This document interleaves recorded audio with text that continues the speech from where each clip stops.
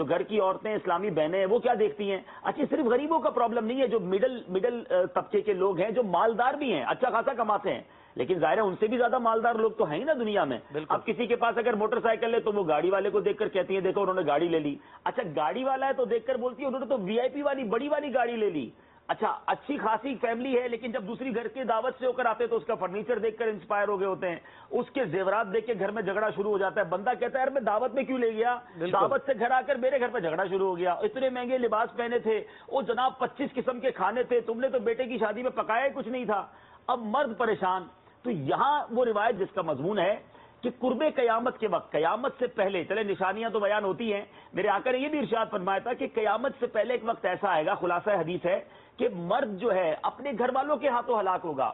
گھر والے نہیں ہوں گے تو ماں باپ کے ہاتھوں ہلاک ہوگا، ماں باپ نہیں ہوں گے تو رشتہ داروں کے ہاتھوں ہلاک ہوگا۔ سرکار علیہ الصلوۃ والسلام سے عرض کیا گیا یا رسول اللہ صلی اللہ علیہ وسلم ایسا کیسے ہوگا؟ تو کچھ خلاصہ اس طرح ارشاد فرمایا کہ وہ اس کی کم جو آسائشیں ہوں گی، کم آمدنی ہوگی، اس پر آر دلائیں گے، شرم دلائیں گے، اور آج یہی ہو رہا ہے، تم نے کیا ہی کچھ نہیں ہے، تم نے بنایا کچھ نہیں ہے، اور بندہ اس پریشر میں